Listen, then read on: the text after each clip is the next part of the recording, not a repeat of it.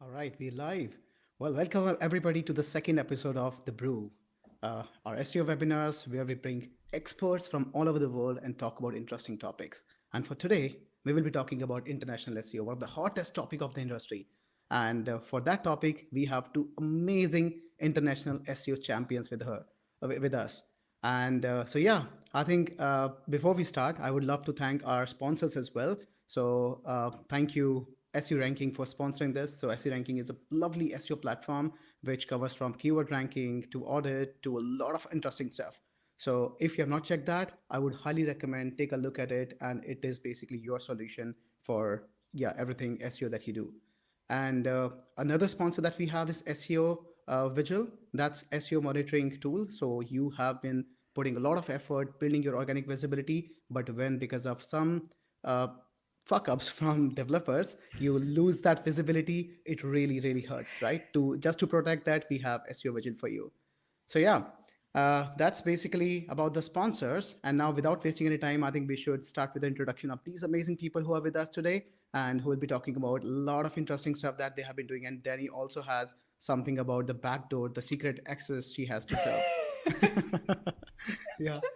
So, all right, let's get started. So, I would love to invite you one by one because I think there is a lot that you have been working on, and I don't want to miss anything while introducing you both. So, it would be better if you introduce yourself and talk about all the exciting stuff that you're working on. And while introducing, you can also talk about your favorite aspect about international SEO in particular. So, let's start with Dani. Yeah, hey, thanks for inviting me. I'm Dani Leitner. I'm living in Switzerland and I'm mainly focused on German SEO for Germany, Austria, and Switzerland. Um, yeah, what more?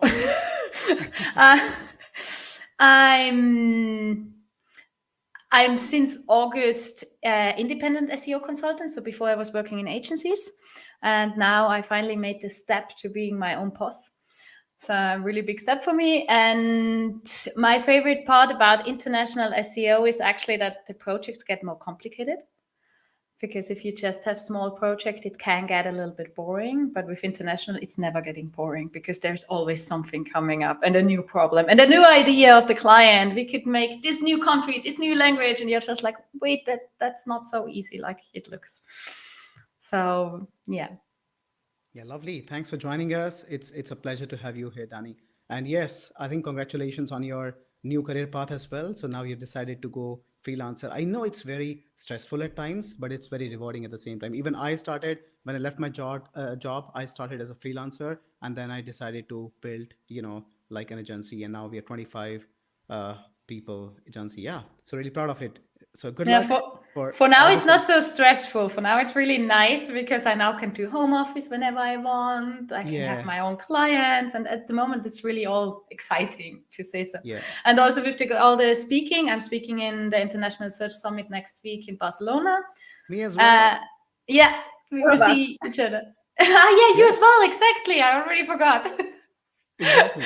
Well, it's International Search Summit, right? And we are international SEO, so why not? Exactly. We are Yeah, going to we party should there, be on Barcelona. stage. Absolutely. Looking forward to it. Yeah, me as well. So yeah, that's all of these things are easier if you're your own boss, so you can Yeah. decide when you work on that, and it doesn't have to be weekends or nights or something. Yeah. Yeah. Yeah, yeah, absolutely. Cool. Awesome. Then we also have with us Natalia. Yes, Natalia. Would love to hear more about you. Thank you, Nitin, for having me. Lovely to be in this company. As you just said, we have to be at the International Search Summit because we're the international SEO people. Um, so I also work for myself. I have a little consultancy called Mosquita Digital. I'm based in Barcelona. I am originally Polish, and I learned SEO in the UK. So before I specialized in international SEO, I had so many people ask me about international, and I was like, people see it in me because I have very international background. Should I go against the current or should I actually embrace it? And then I decided to embrace it, and it was the best decision. So I work on many projects that have international context to them. So I would say international SEO, it's not a different discipline, but it's a different context for all tactics we already use. It's just adding that international thinking to every strategy, which I absolutely love doing. And my favorite thing about international SEO is definitely the fact that you can really mix up your interests and hobbies in languages, in world, in cultures, in politics, because it all really does play a big role in understanding international SEO and international search patterns. So yeah, the times when you realize that your old geeky hobbies pay off in your day job, it's the best feeling ever. Amazing. Yeah, thanks for joining us. And Natalia, you have been working on not just on Google, right? Whenever we talk about SEO, we often talk about okay, Google SERP, right? That's the default, right? However, you have been, uh, working with brands who are not only present in Google but many other search engines, right? We probably talk about Bing, Yahoo, and so on. But you have been working on Baidu, and what is that Alibaba's search engine for e-commerce, right? That one as well. Shenma, yeah. Exactly. Yeah. So you have been I, working on a lot of these search engines, right? Tell us more about that. yeah. I was very lucky to be exposed to some of the technical Baidu SEO work. So I used to be in a team of international SEO experts where we had a Chinese native speaker who would take care of the homepage, and I would be the technical person to kind of check that everything that makes sense for Google bots makes sense also for Baidu bots. There's some differences between that. And I used to work a lot on Yandex, which now is not the case. I don't have any clients anymore who want to expand to Russia. However, it is very interesting when you see how some things are really search engine topics, not Google choices or Google topics, just because the users are really, really going to the same direction as it comes to some of the trends. So whenever we accuse Google of zero-click searches or whatnot, I'm always saying, hey, Baidu even worse. It's not just Google's decision. And I think it's really interesting when you get out of that bubble of one domination and try to understand the bigger picture. Yeah.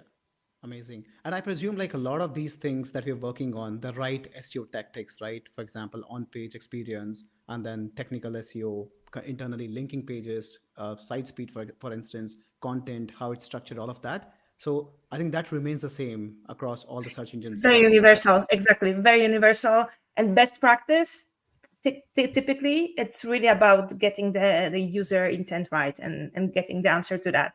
And then there's tiny little bits that technical SEO has in mind when they do international SEO. For example, with Baidu, the fact that no index tag does not work. It's just not read at all by Baidu robots. So when you know that one aspect, you completely change the approach of your strategy. And once you have that in mind, you're probably going to be successful very quickly. But it's just little nibs of information that sometimes are different.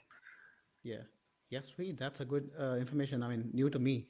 And also, I think the way these search engines access your content, that also varies, right? Because not every search engine is, well, of course, I mean, they are search engines, they have resources, but not every search engine would be putting enough resources to render your content with JavaScript enabled. That also is something which is, I think, a big difference. Cool. All right. Well, yeah, sorry, go on. No, I said 100%. Yeah, that's a complete different world. I mean, JavaScript SEO is whole new level on different search engines as well. Right. Cool. Well, talking about search engines, right? I would also love to hear about your experience so far with LLMs, right? OpenAI and all of that. So, have you seen for any of your clients that they're generating traffic through OpenAI already? I mean, maybe some percentage, because in the US, it has already bypassed the traffic which, for example, Bing was getting, which is exciting, right? So, just the beginning of a new era. But have you seen that for your clients already? I have not, because my clients, I'm always just doing like the German part of it. And there, I think we are a little bit back. We normally, it takes us a year longer to do the things. So I don't really see that. Also, like AI overviews, it's still not here. So we can't really, all the information we have is from the American English market, because we here still don't have it. And I think the user is also not so used to chatting with something or having generated answers so far.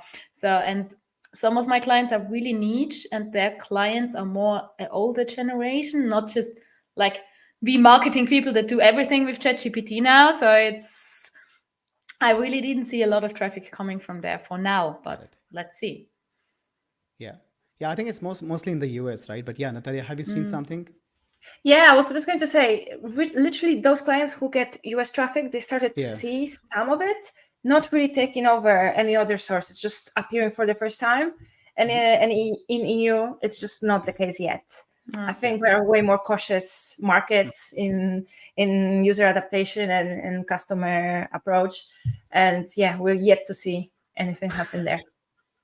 Yeah, perfectly aligned as well. Yeah, I think in a few months maybe we can realign on this and talk about some of the early results. We have seen some of the results for our US based clients, but yeah, those are like very very early results and very limited data on which I don't think we can conclude anything right now at least. But yeah, good to see at least that is sending some referral traffic to us, which is good, right? We are there, which means like those search engines as well. Well, it's basically like Bing result, right? If you see open AI. Yeah, but good to see some traffic coming from that. Cool, awesome. Then I think now the topic that we are going to discuss, it's international SEO. Very heavy topic. I know 1 hour is probably not enough, right? Even if we talk about it for 5 hours, we will still say we need a couple more, right? So let's start with some of the biggest hurdles or biggest challenges you have faced in international SEO world till date, right? So let's start with that. So what are your challenges, Dani? Definitely one of my challenges is the client. You need to think of like the German market. It's Germany, Austria, and Switzerland, and we all speak German, but not. So if you ask the German, if the Austrians speak German, they would say no, they speak something strange, and the Swiss are even worse. So you have, and a client thinks like the German would think like, hey, I have my German.de page, I can rank everywhere, it's German. Mhm. But well, we Austrians are a little bit closer, but the Swiss are like, well, that's a German page, I'm not clicking there. So to explain client like, hey, it's not, even if we're speaking the same language, it's not like that easy. And especially in Switzerland, they have in their mind like, oh, we're just a national company, it's really very easy. And then you see it, look at their page, and they need 4 languages, because as we have French, German, Italian, and English is really important in Switzerland as well. You're just like, well, your website is not an easy website, and we can't just write a little bit German text and then just translate it with Google Translate or something. But that's a lot what they are thinking. And with international clients, I get a lot of clients, or at least or persons that asked me to help, that have automatic translation. Mhm. They have the English site and the automatic translated site in German, which you can't even edit. So you can edit the English side, but the translation and some words. And then you're there and you read as a native through the page, and it's just like, the H1 is grammatically wrong. Mhm. And then this word that you use that might make sense. I had one client that was really specific, and he used a word for it was about surveying. Mhm.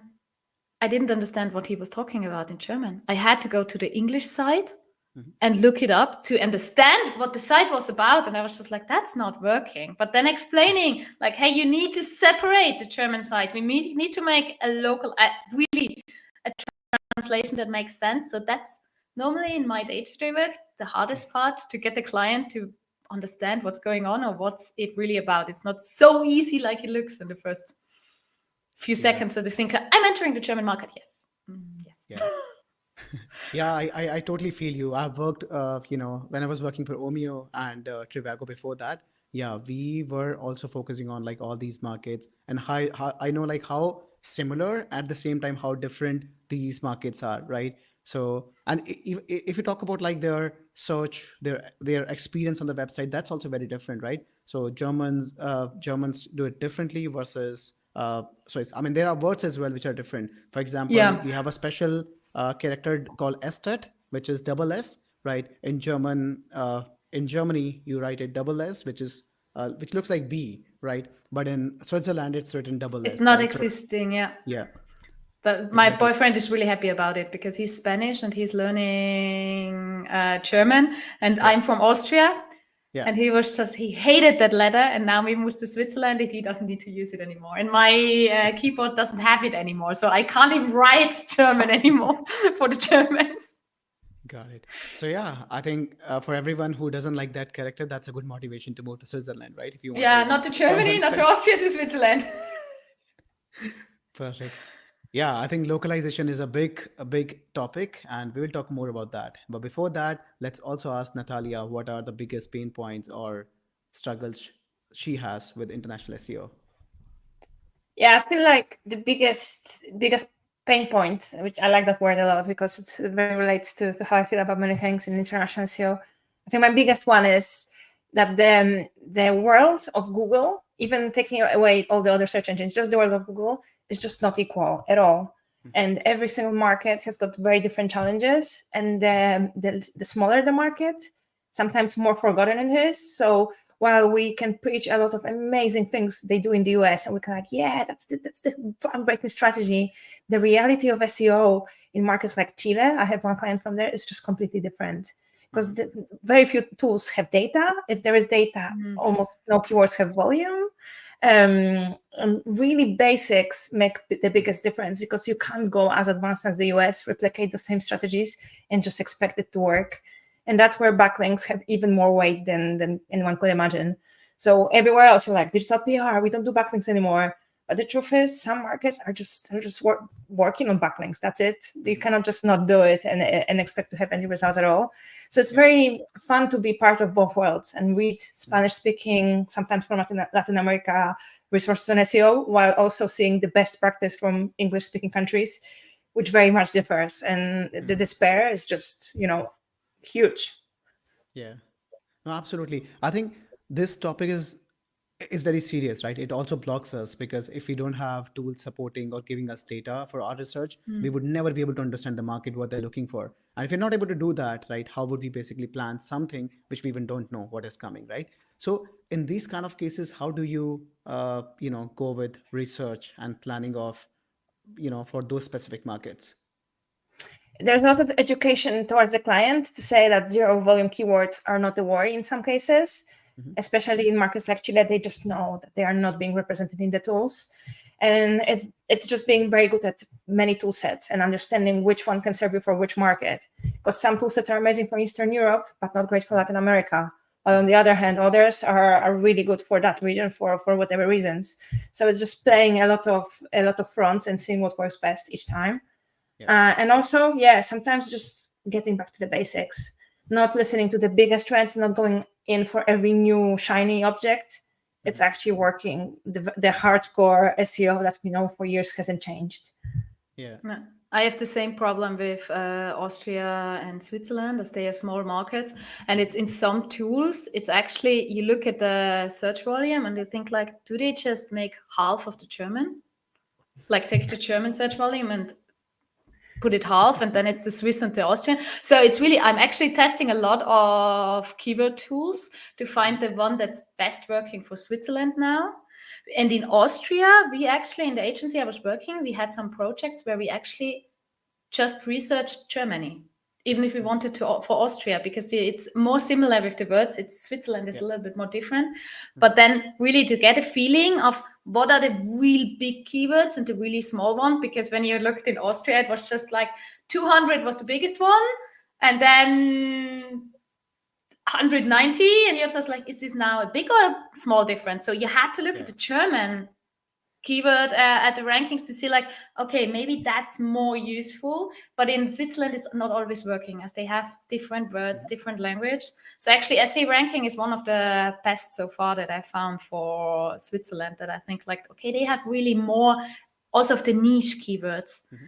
Because I actually had to do a keyword research now for a really local project in Switzerland. And we tackled keywords that had zero search volume. That was all we got. We had, I think, 1 with 10. And I was just like, well, I mean, the competition wasn't high. So it was just like everything we do better, which is everything we do, so will always have an impact. But still, it was like explaining to the client, well, I can't even say you will get like 50 traffic a month, because it's like, we will have to see what Google Search Console tells us. Yeah, absolutely. Yeah, I think first of all, SE ranking guys would be very happy hearing this, right? We just give them a shout out. That's what they're looking for, right? Yeah.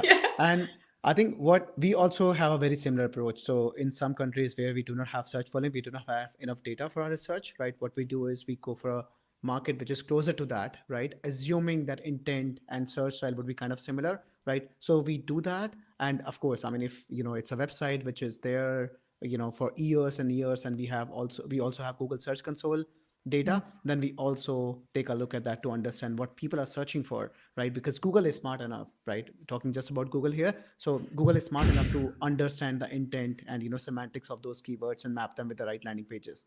So yeah, that also helps. But it is, yeah, I agree with both of you. It is a problem which is not resolved completely yet. So yeah, hopefully, yeah, SE ranking grows further, and maybe other tools as well. They also, compete and give us the data and makes our life easier. Yeah. Cool.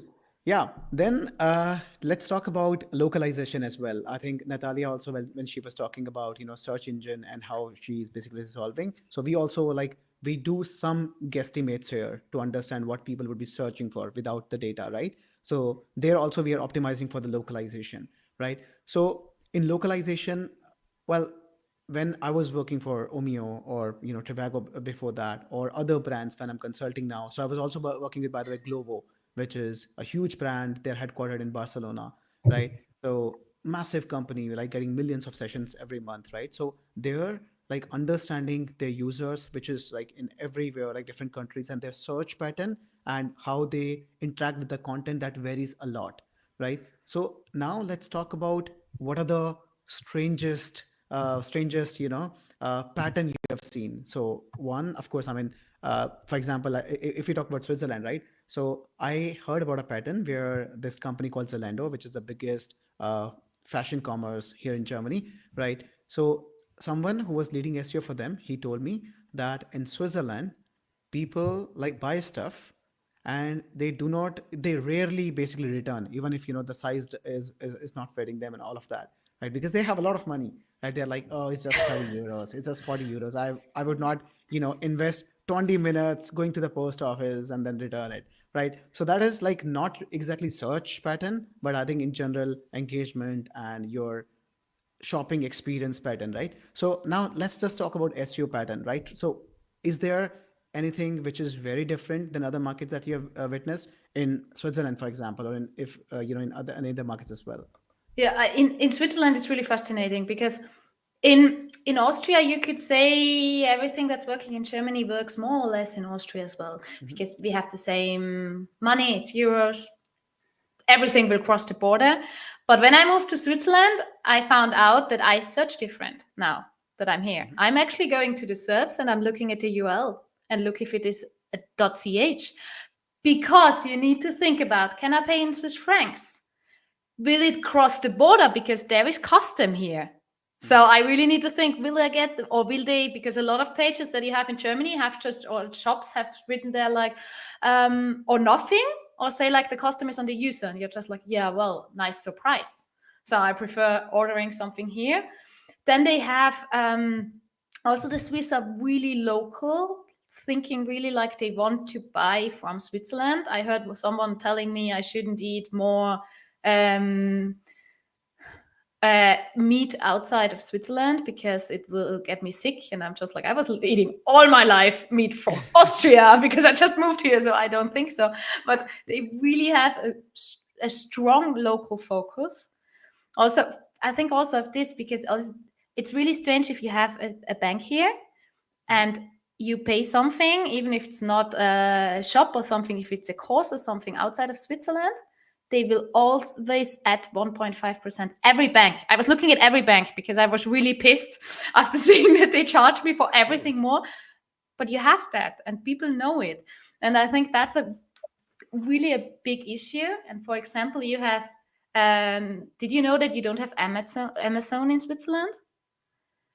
No. If you want to buy something from Amazon in Switzerland, they were just like, yeah, well, you speak languages from the countries around, so I order an Amazon.de. If you're from the French part, you have to order from .fr. If you're from the Italian, .it. And the problem is the sending stuff back, for example, is really a pain in the ass. My boyfriend was doing it for something that he ordered in French, and it took 4 weeks that he could actually send it back because it came broken. And it was just really horrible. And we were just like, well, never ever ordering here again. And maybe better .de and to my parents' place. And the Swiss said, like, you can't pay in francs on Amazon. I still need to try it because I'm just paying in my Austrian account. But it's like they are really like, no, we don't go shop there. They have another one. They have Galaxus, and they order everything on Galaxus because it's local and they know it will arrive. It's fast. I can pay with francs and everything. So that's really something you need to consider in markets like this that don't have, like, they are not really EU. They are Schengen, but still, it's different. Got it. So it's not only the deeper pockets why Swiss people do not return. It's also the complication. No, actually, Swiss are really strange when it comes to money. Mm-hmm. Like you earn more, and you with your flat already. You said when I had to do the first transfer for my flat, it was just like I've never spent in one day that much money, and then it comes like, what, you have ChatGPT Pro, but that's fucking expensive. And I'm just like, you're going to eat out for lunch more expensive than ChatGPT subscription. But they're like, no, I will not get a ChatGPT subscription Pro. That's just too expensive. And I was like, that's nothing. You're working half an hour for that. So, but they have a really strange relationship with money. So it's sometimes, I don't think it's just, they not really spending a lot. I mean, there are some, but they are really like protecting their money here. It's really... So I don't think it's just because they say like, no, it's not worth the effort. Maybe they just think, no, it will never arrive in Germany and I will never get my money back. So why? Maybe I just wear it 2 sizes too small, or just give it away. Yeah, that's cool. And yes, I heard about this association that, Swiss people are, like you mentioned, about local, right? So everything which is made in Switzerland, they're crazy about it, right? And they're very skeptical about, buying anything which is not made in Switzerland. Yeah. And I've seen this association here in Germany as well. So Germans are also, I think, very particular about made in Germany, right? Because of quality and all of that. And there are some other countries, for example, Norway as well. I heard these countries, people are very, very like kind of promoting the local brands, or they have some association that, okay, it's made in our country, we're proud of it. So this is very interesting for me, and especially for someone like me who was born and raised in India. So we were always excited about things which were not made in India. We were like, hey, it's international, right? So we were always excited about things which we were getting from Germany, from other countries, right? And here it's the other way. Poland the same. Made in Germany more important than made in Poland. Yeah, exactly. Yeah, in fact, I remember my childhood days. My parents used to take me to these custom shops, right, where you get stuff from outside India, and we used to be very excited. And my dad would used to say, "Hey, this chocolate comes from Switzerland." I was like, "Yes, I want it. This is my dream, my biggest ever." Right? It was that kind of craze. And now, after coming here, no, it's not made in Germany. It's made in, for example, Spain. So we would take something which is made in Germany, even though it's 2x the price. So I'm like, okay, yeah. But now I understand as well, why they have this pattern. And I think I have heard a lot of stories about Switzerland, which is, I think, 10x more craze than what we have here in Germany. Yeah. Yeah. And you also mentioned about, so your search pattern, when you're searching on SERP, you're searching for .ch, right? That's very exciting, right? Because I understand the local part and totally able to map it with that.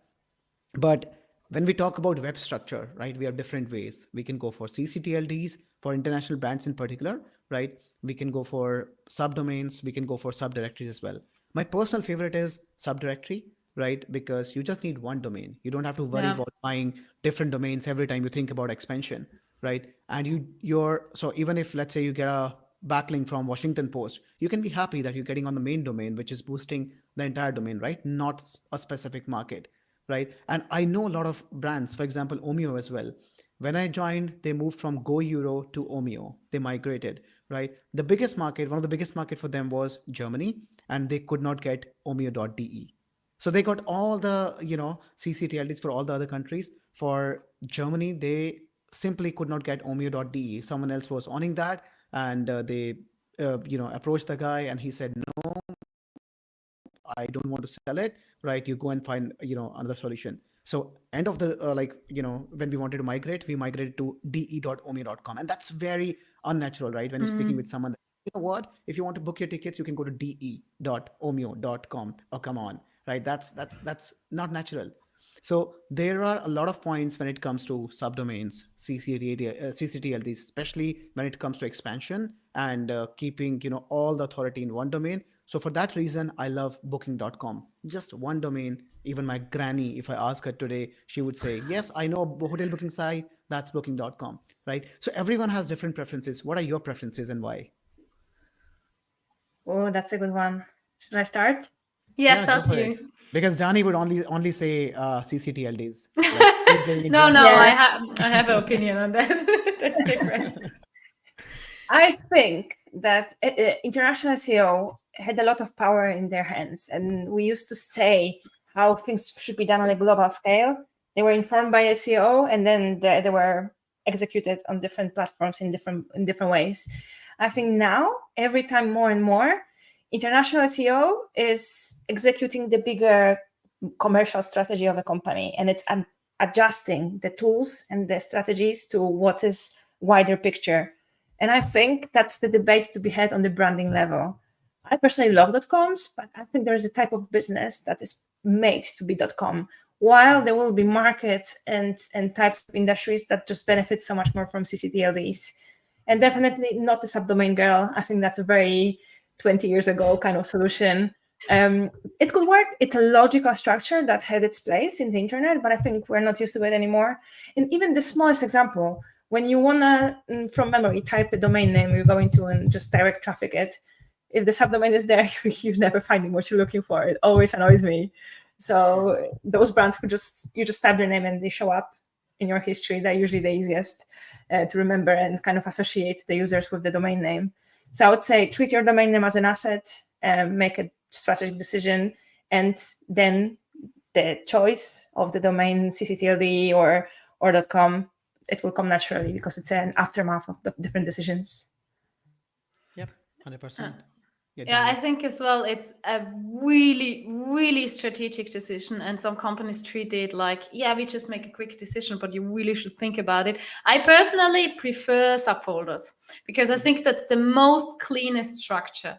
But then you come with things with like Switzerland, where you're then not sure, is it really Switzerland or is it just German? Because it's maybe just a German language folder. And so there you really have to think and make a decision. My website, for example, like you see, is a .ch.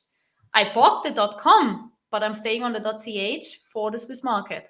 I don't say it's the perfect strategy. I should put more thinking into that. Now I'm going a little bit more international on conferences. I'm actually like, should I get the .com up there as well? I'm not sure. But also, for example, if you look at Germany and Austria, it's completely different because in Austria, where you would think, yeah, maybe we should get a .et as well, we already migrated clients that had both AT and DE and said, like, it doesn't make sense because they are cannibalizing each other. Because you can with a .de rank in Austria and with a .at in Germany, also when it's a little bit more. I mean, the Germans don't look so closely, so they won't even maybe recognize. But so there, it doesn't make sense. And it's also, if you have like the German version of your website, you also have to think about, do you want to have a localized version for Germany and Austria? Because it will be the same, maybe. There's too little difference. But then the Swiss would be different. So you really need to get strategic about that. And I think it's in Spain, it's also very interesting with Spanish. What are you doing? Do you get one page for the Latin? Do you get .es? I heard some companies or some people see it like, well, you have a .es, so that's like your beginner in the internet because you have a .com normally. So it's really strange how different markets, even if it's the same language, act on what they see, no? Right. Yeah, absolutely. I think because like we have a lot of brands and probably when they started these brands, they did not even think about, such expansion. And now they are in like everywhere with so many CCTLDs. And in some cases, they also have strange CCTLDs because they were not able to get the right ones. Right. And the problem, even though like, their head of SEOs, for example, I've spoken with multiple of them, right? They're also convinced that subdirectory structure is the cleanest and they want to go ahead with. However, this entire migration is complicated. It's really complicated. So when they internally even speak about this topic after building a brand like what they are today, right? They never get, support from other stakeholders. Their developers would hate them. They would stop talking to them, and their management would, just say that, hey, get out of here. You can't, handle SEO anymore. So yeah, there are a lot of complications which always, stop you and keep you in the current structure, whatever it is, right? Be it subdomains or ccTLDs or whatnot. But yeah, that's interesting topic. I think always, and I think after the conversation that we had today about Switzerland in particular, I think I would also think about it, like whenever I'm suggesting a structure to my clients, I would also say maybe, you can have a subdirectory structure, but for Switzerland as an exception, you can also get .ch. Yeah. Cool, awesome. Yeah, and by the way, we have a lot of questions that people are asking. So yeah, we'll talk about them as well, right? So yeah, before we go to the questions, right, I have one more question about localization, right? So so Dani mentioned about bank, right? So yeah, I heard a lot about that as well. Like people, when they are coming on a website, they want to see pricing in their own currency. They want to see payment gateway integration of the banks that they're using day in, day out, right? So they want to see everything which is more localized, right? Even colors, right? Even the choice of words that you have on the landing pages, right? They want to see something which you're able to connect with them so that they feel, yeah, it's meant for me, right? So yeah, Natalia, do you have any experiences with something, which is extreme of, localization? Maybe two Well, closer countries think completely differently, or two, things which are very similar but very different. yeah, so I work with one brand, which is in the industrial sector, very B2B, very specific, huge machine parts for factories of all sorts. So you'd think very boring and grim, but actually fascinating, because they are the second company in the world. They're a Japanese origin, and the first company has got like 60% of the market, and the second has got 35, and then the small players are trying to steal the 10% market share. So it's really, really dense space. And they have a separate website for the US, built completely on a different technology and designed differently, even though the branding is the same, and different one for Europe on the EU domain. And I find it fascinating because they decided very early on they need different marketing approaches completely, and they will have two different teams responsible for their own websites instead of people bickering about, how to make it done and how to design it. And they even went for different technologies. So one of them is Sitecore, and one of them was something completely else, which I don't even know what it was. And I found it fascinating how on the organization level, they understood very early on, if we're expanding globally, we have to take different approaches. Now the EU one has been also added to be Latin America. So even though we have EU domain, they have some Latin American countries inside it, because they felt like culturally it felt more close to that website, that design, that localization than the other one. And to be fair, it's working for them. So you'd think EU domain might get only benefit in Europe, but the truth is, those kind of special domains, they're not localized in geographical way.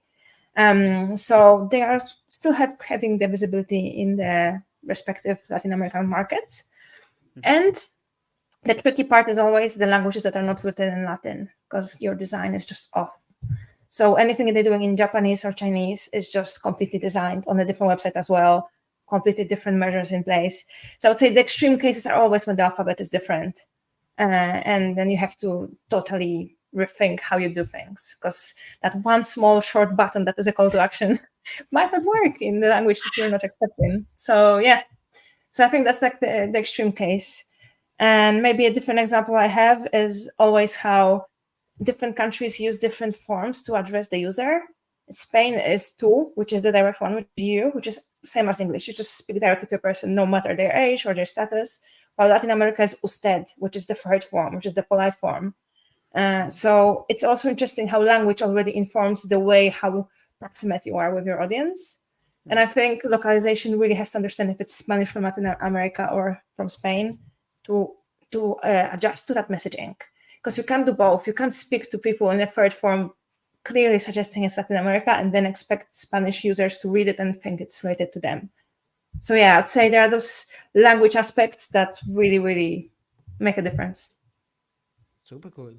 Yeah, thanks for sharing that. Yeah, Dani, you A want to go ahead? really interesting case with that. They really got the design different. I have, Get Response, the email marketing tool. I'm Mhm. working with them to write some articles for their blog, and I'm really, really fascinated. The .de is completely separated from everything else. So they have their own German SEO I think they're in Berlin, and I have my own contact and even the keyword research and the things we write Mhm. are not the same than in the US. I'd never get like, here is the English post. Can you please just translate it or something? It's really like, here is the topic. Are you interested in that? And then I write a completely separate article that nobody would write like this because it's my input as well. And I really love that they really motivate as well to say like, because I get a lot of my knowledge from my newsletter in there and how I'm doing it and tips I would give that maybe another person wouldn't give, and they really appreciate that. So Mhm. it's really not just localized, but also on the person and everything. And I really like their concept that it's completely, I think they don't even talk to the English speaking part of their company. It's really localized. Sweet. Yeah. Yeah, that sounds like a perfect autonomy to, work with any brand based, given country. Yeah. Yeah, super stuff. All right, then I'm also taking a couple of questions which are very much related to this entire, web structure topic that we just spoke about. And yeah, so Krinal, thank you, Krinal, for joining. Yeah, he mentioned like, a lot of brands choose CCTLDs because that's brand-worthy proposition, and in most of the cases they also do not have resources. So yeah, that's very true because having same instance of your website in multiple domains, that's very difficult, right? And not just maintaining an instance of your website, but also serving everything that you have all over the place, right? For example, talk about Google Analytics, Google Search Console, right? These are tiny tools, but entire experience you have to have on every single domain. And also like hosting these domains, maintaining these domains continuously, that is not an easy job. So yes, resources plays a massive role. And then there was another question from Andre for me. So why did we choose to go ahead with CCTLDs instead of having single version, single domain for Omeo? So yeah, it was very like I was always in favor of subdirectory, but when I joined, they said, "Hey Nathan, welcome to the team. So you'll be taking care of all the 29 domains we have." And guess what? Next month on 29th, we are going live with the massive migration, and you're working on that. I was like, okay, tell me more. And they said, we have all the domains, these are some domains that we were trying to get. I was like, okay, but can we like rethink about it? And they were like, no, everything is final, and developers are already like halfway with the process from the back end. So yeah, I think it also plays a huge role from resources perspective, like what they're doing, how much of that is already done. And right now in this case, it was easy comparatively for developers to map one instance, for example, goeuro.de with de.omeo.com or goeuro.com with omeo.com, then converting these separate instances to subdirectories. So that is the reason why we decided to go ahead, not decided, like, I did not decide that, right? But I just accepted that and took that as a challenge and just work on it. But yeah, that's why we basically decided that. However, there are some big brands as well. If you talk about Trainline, for example, huge brand with massive organic visibility, they also decided to go with the CCTLD to yeah, single domain approach, and it was a perfect, like my favorite case study of migration. So you can take a look at that, like how they did. It was a bold decision. Of course, they lost some traffic, but for a yeah short tenure, maybe 3 months, maybe four, right? But end of the day, they were happy because now they have one domain. Life is easy. The brand team is super happy. Whenever they talk about Trainline outside, they say trainline.com. That's the domain you need, right? So life is easy. Yeah. So yeah, this is my answer to you, Andre. Let me know if you have any follow-up questions on this.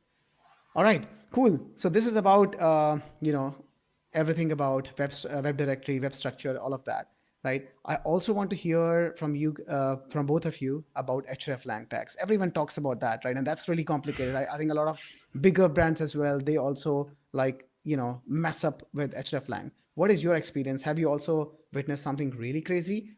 And yeah, maybe people for UK as well saying en-uk. Classic, right? Go for it. Classic. And not just an SEO joke, it actually happens. Yeah, it does. It does. Yeah, for sure. Yeah, so maybe I will take this one. There can't be an SEO conversation about international SEO without the hreflang mentioned. I just had a collaboration with an agency. So my client is migrating their huge website, and a new agency stepped in to do the redesign, and they offered a free audit because they want to know what's the situation before we launch a new site. I was like, sure, go for it. And they messaged me and asked about hreflang in the email, but gave me a screenshot of HTML lang code. And I think there's a big thing when people in SEO are divided into two groups: those who actually know hreflang, and then they're like, easy, because when you get it for life, I would say. Doesn't really change. There's very logical, complex but logical rules. And then people who never really touch hreflang, so they have no idea. And for them, anything that has language code in it might be already hreflang. So obviously, poor people, probably great SEO people, but not international SEO, they just never scrolled down enough to get to the actual hreflang. I'm sure if they spotted that, they wouldn't have thought HTML lang is the thing.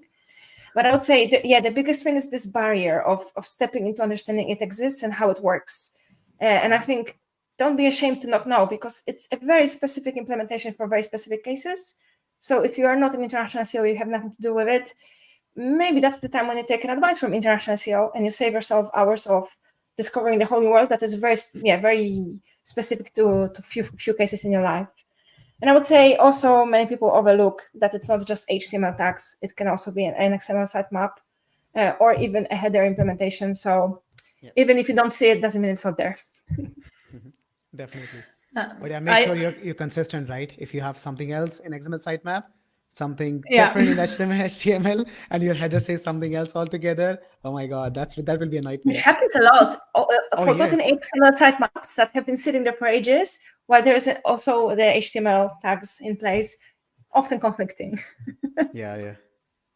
I think also with the hreflang tags, it's a little bit a problem with if you're working with a web developer, that of course he doesn't need to know how hreflang tags work, because that's SEO, that's what we do. But if you say we had we were working on one project where they actually it was an online shop, 7 languages, and they want to have every country of the world, which was already a discussion to say, like, do you really need to sell your vouchers in Nigeria in German? Don't think so, but so already this discussion. And then with the hreflang tags, it was really, we wanted to have hreflang tags in place, and the web designer was, no, you don't touch our code. So it was like, you can't give us some insights on hreflangs because that's code stuff and that's what we should do. I said, yeah, but you obviously what you implemented is not even language code. That's not even existing. And you really had to explain them also, like, what is the language? What is the language code? What is language and place and everything? And I think they felt like we are getting into the dead terrain and we shouldn't recommend anything. And they didn't even want to make questions and just implemented something. And you're just like, but if you didn't understand it, why didn't you ask when we had the meeting? That was really hard to discuss, because it feels really soon that, okay, it's web development and why should an SEO know about it? But it's actually SEO. Yeah, absolutely. I think hreflang, even John Muir, I think, tweeted sometime last year saying hreflang is probably one of the most complicated tech SEO element, right? So element or concept that people generally fuck up with. So yeah, I think rule of thumb, if you talk about hreflang tag, 1, stop guessing, right? For the UK, dear people, it's GB, Great Britain, right? Not UK, which I've seen like one of the most common. Which UK goes for Ukraine. Yeah, exactly. Right. So do follow ISO codes for languages, countries, and do not assume that, okay, it would be this for that, right? And like also, for example, here Krinal mentioned that one of his leaders was asking him, why don't we have EN-EU for Europe, right? So that's also classic, right? I mean, you can't just think about that, okay, we have a region and we would have, some ISO code for that region. Just validate that. If you have something for the region in ISO codes, you can use it, of course, right? If you don't have it, don't just guess and assume that, some magic will happen, right?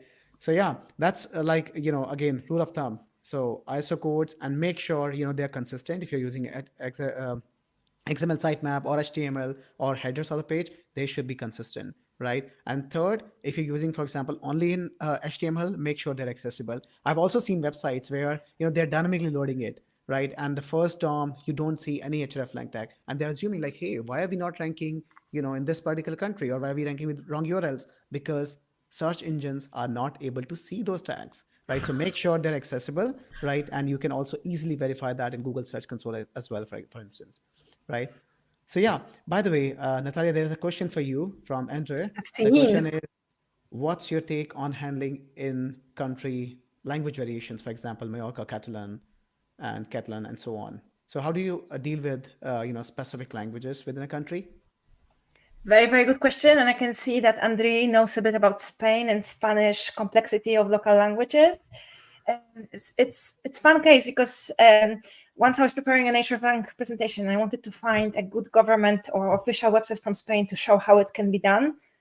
And I found zero websites that had a correct implementation of Nature Bank. Not even Spanish government that should probably Ooh. propagate the idea of multilanguagism and stuff like that. Did it right. Interestingly, Valenciano and Mallorquin, which are two dialects in Valencia and in Mallorca, or the islands around as well, Ibiza and Menorca, they are dialects of Catalan. So Catalan is the recognized language, and they are considered by ISO codes to be all parts of Catalan. Yeah. So you cannot really target just Valencia, just Catalunya, but all Catalan.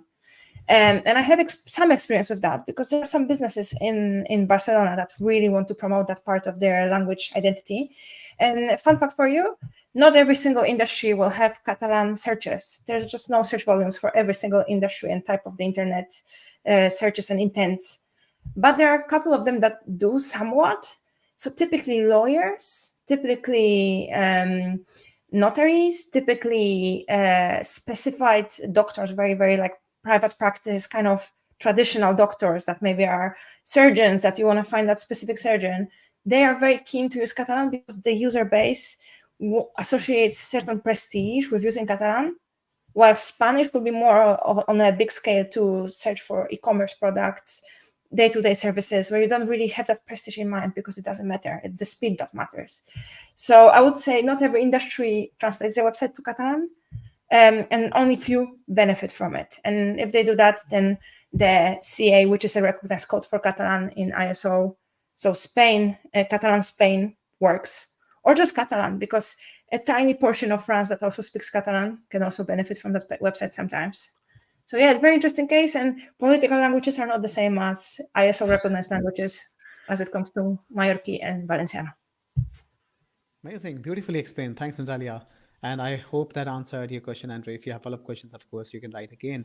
Yeah, well, I come from India where we have so many languages. I don't even have the count of that. And right, we also look at ISO codes, especially for, let's say, when we're working with publisher brands, because they want to publish, content in these local languages as well, right? So we also look at, the ISO codes and make sure that we are using the right codes and not assuming, like I just mentioned. And yeah, there's another question from Pratik. The question is, in the subdirectory structure, does it matter if I use language first and then country, or the other way around? So what's your take on that? I think principally it doesn't matter. You can use whatever you want if you use it right in the hreflangs.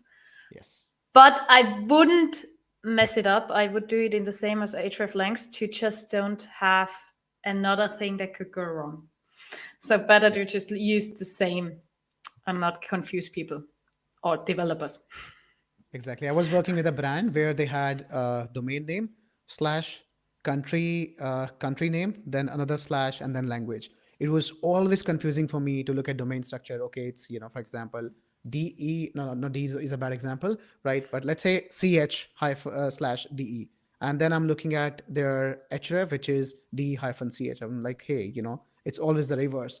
So yeah, I think if you keep it consistent, it's very easy for especially your SEOs to understand it, right? And to easily map it. And yeah, whenever you do like any analytics or anything, you can't just go wrong with that if it's consistent. If it's not consistent, then yeah, you're looking at hreflang tags and maybe your regex is around that as well. But when you find different results, you're like, hey, this is not what I was expecting. But you know the reason. It's basically the inconsistency that you have. Yeah. All right. I hope that answered your question as well, Pratik. If you have more questions on this, yeah, please go ahead. So a big brand, we work with subdomains. There's another question from Yale. And a big brand, we work with subdomains. And when you look for the brand name in a geo, let's say in Turkey, Google shows English version. Why is that happening?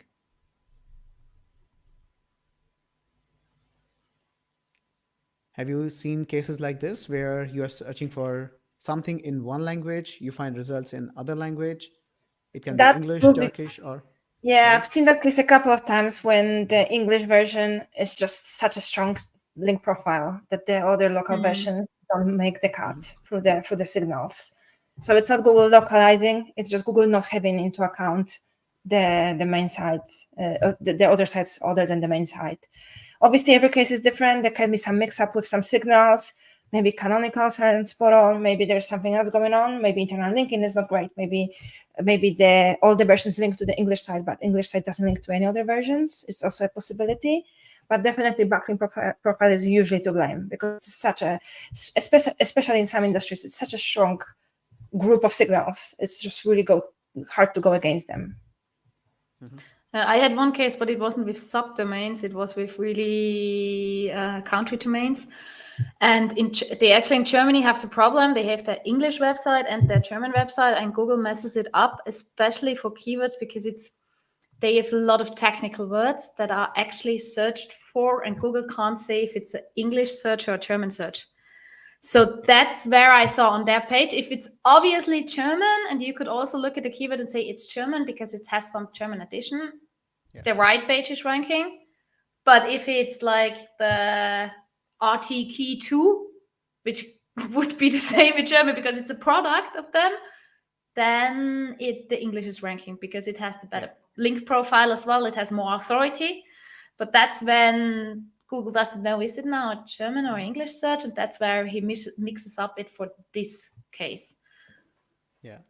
Yeah, absolutely. I think it also reminds me about one of the cases I faced during my Trivago days where everything was perfect. The entire web setup was perfect, right? But still, there was a time where, we started ranking with Dutch URLs in Belgium and, vice versa. And I had no clue like what was happening. We checked everything from hreflang tags to content to internal links. Everything was perfect. And then after a few days, it was back again.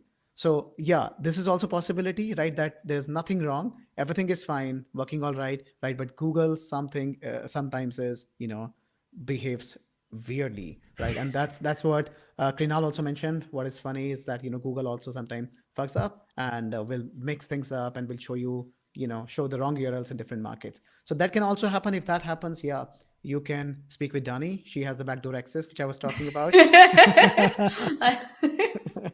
She can fix that manually for you. I can call John Miller and ask him what he thinks about it. Exactly. Yeah. Well, with that, we are just left with a couple of minutes. I think it was a lovely conversation. We covered a lot of topics from localization, be it content, hreflang tags, experience. And we also covered some of the edge cases, like, how, for example, users in Switzerland behave, what they look for when they are on SERP, right? They look for .ch. Remember that, right? So many other things. And thank you so much for to all of you for joining and asking a lot of lovely questions as well. And I think these questions made the conversation even more interesting for us and, challenge the speakers that we have today.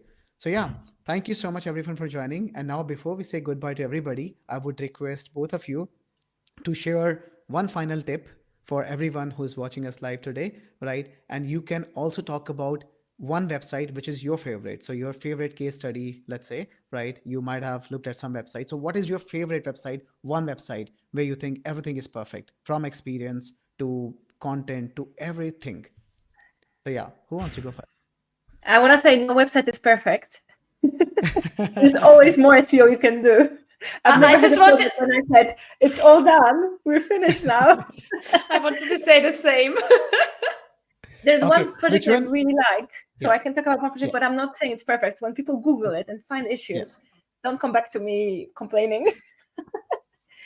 My favorite website happens to be my client. It's Tourism of Barcelona website, which is a very much international project because people come to Barcelona from anywhere in the world.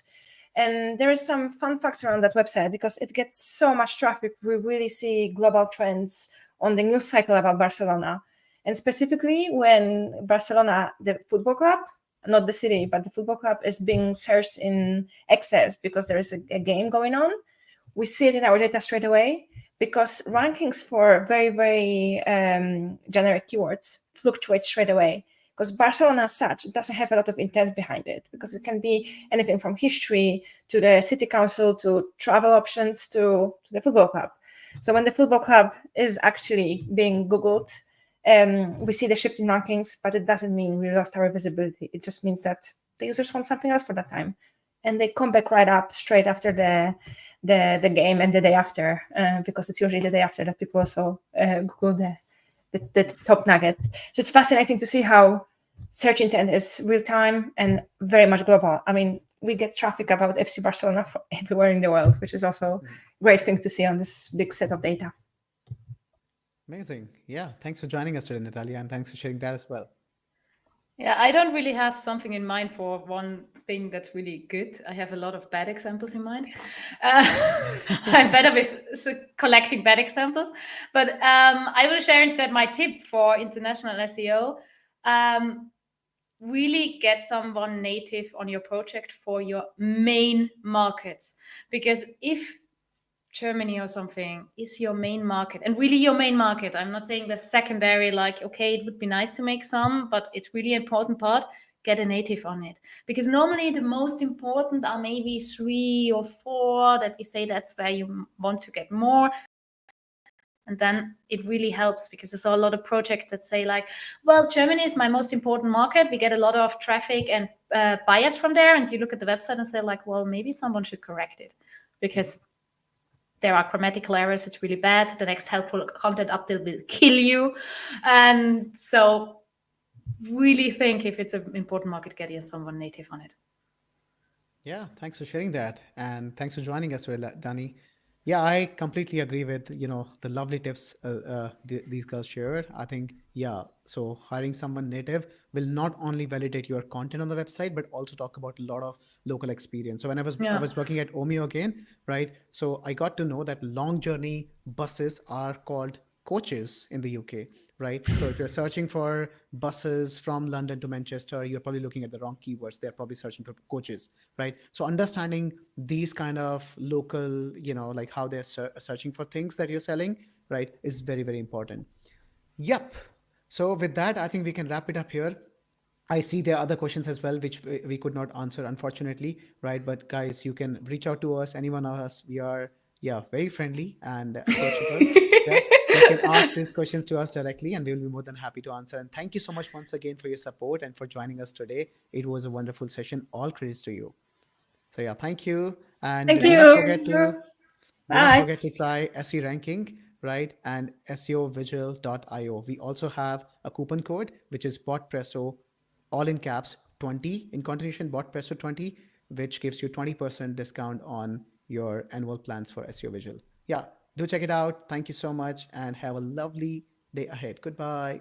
Bye.